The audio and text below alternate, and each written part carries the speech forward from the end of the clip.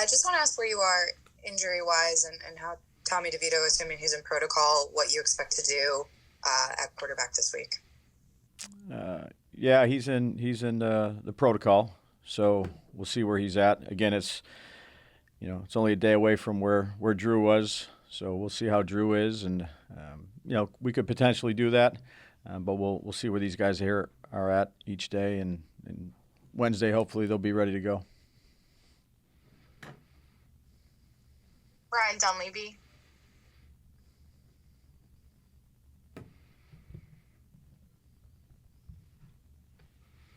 Hey, Brian.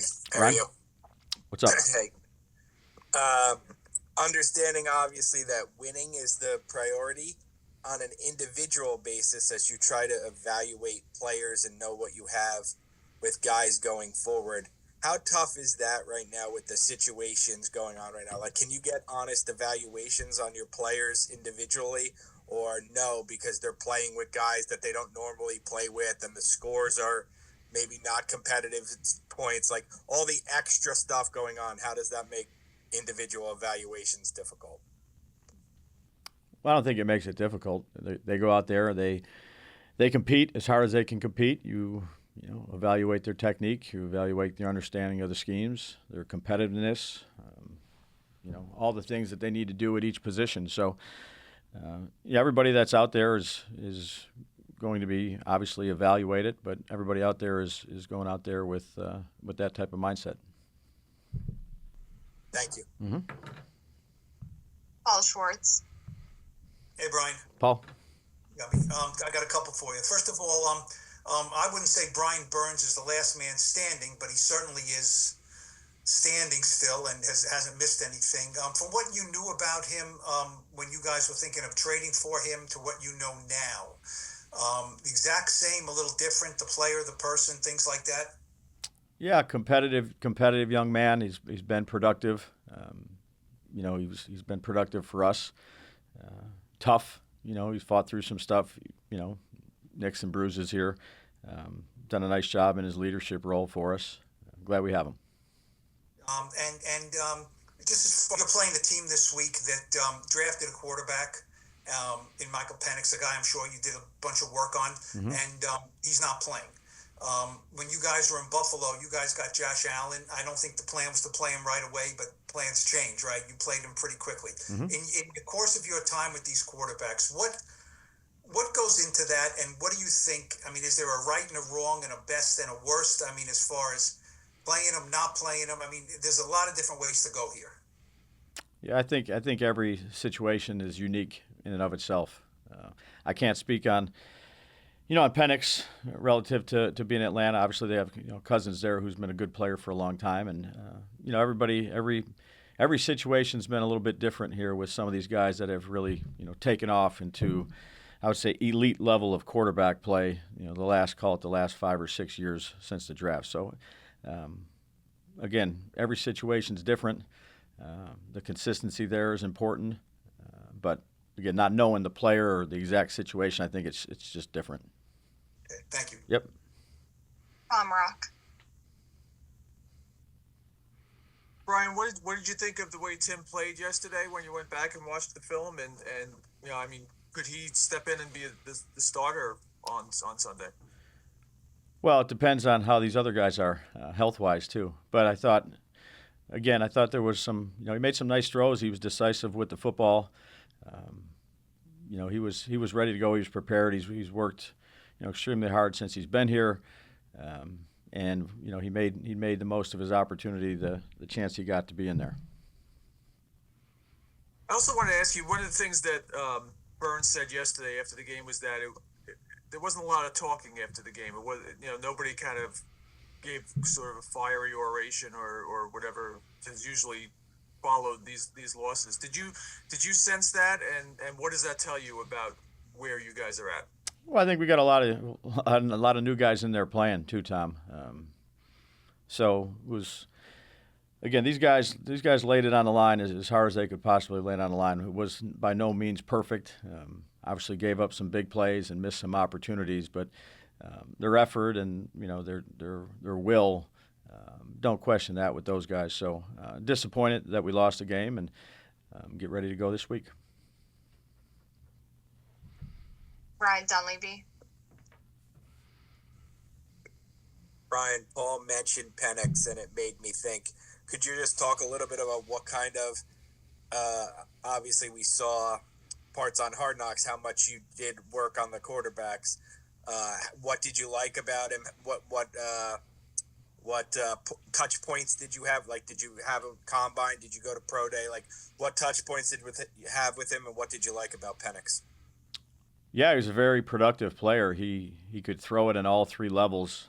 Very accurate. Obviously had a lot of good players around him, but thought he really gave those guys chances down the field.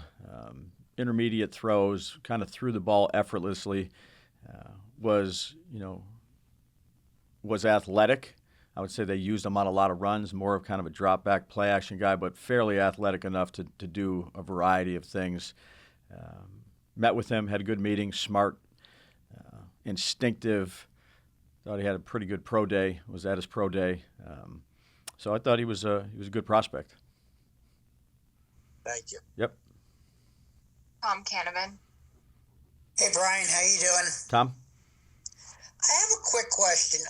If you look at quarterbacks in the league, I mean, you have guys like Goff and Burrow and Kyler Murray and Stafford and Lawrence, who are all first round, number one picks. Then you get guys like Josh Allen, who's a 7, Lamar Jackson, who's a 32, and Jalen Hurts, who's a 53. How do these guys slip and become, what is the common denominator there? Yeah, I think it's a difficult question to answer because it just takes one person on a club or a decision maker that really likes somebody or doesn't like somebody. I think, again, every situation is different for these quarterbacks that they come into. And consistency is important with it. The development of the quarterback is important with it. Every one of those guys you mentioned have a different skill set, and all of them are playing at high levels. So, again, as many guys as you mentioned just now, there's even more you could mention that haven't hit. And that's just that's the nature of that position and the development of it. Thank you. Yep. We'll take one more. Art Stapleton.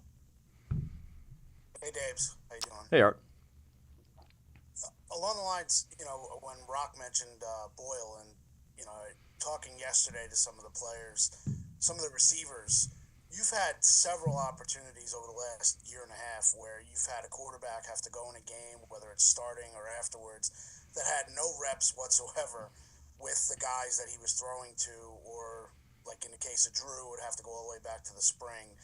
I'm just curious. I know it's a nature of the business and a nature of being professionals, but have you looked at things because you guys have had to do that you identify during the week and say, you know what, if this emergency happens, and things that maybe you've done to coach that guy, or do you just put it on Boyle and say it's because of his experience that he was able to go and do that yesterday? Because that's not an easy thing, I would imagine, to do for guys who have not had that time together. Yeah, again, what we do is whoever's going to be that starter gets, I'd say almost all the reps. Most of the time he gets all the reps. The backup player will get show team reps, and we'll mix some of the third guy in there so he can get some throws. But then I'd say Christian Jones does a good job. He's our assistant quarterback coach of taking them over to another field when the offense is going, or the special teams, or whatever it may be. Any extra time he can get post-practice, walk-through time of going through scripts, of meeting extra. And then when we sit down with the quarterbacks, we make sure that, you have a call sheet, but each of those guys maybe like something a little bit different on that call sheet. There's plenty of plays. So if that particular player happens to go in the game, that you pull out the call sheet that you want to use for him and really focus on the plays that he feels most comfortable with. So just as a clarification from my perspective, yesterday when you guys find out that Tommy has a concussion and Boyle's coming in, you basically have a call sheet that you guys put together during the week that fits what Boyle may want to do if he's in that situation? Yeah. So say you have 100 plays, Art, and one quarterback. You don't take those plays out. You just try to call the plays that you feel that comfortable or that quarterback feels most comfortable with. Again, Boyle's been good to work with because he's really picked up everything.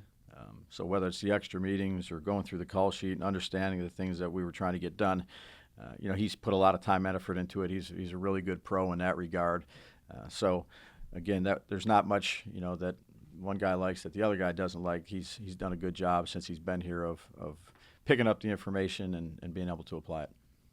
Gotcha. Appreciate it. Yep. Sorry, Dave, just one more. Jordan, go ahead. Hey, Brian. Jordan? I'm just curious. You've mentioned before you've had up and down seasons, where you go through losing streaks and stuff. I'm wondering about how do you as a coach, like what's your mindset through it all? Do you, as it keeps extending, do you change anything? Do you try to think of it differently? Like what's your approach to all this? Yeah, you're always trying to improve. So each week's a different week, and you try to do the best job you can each week.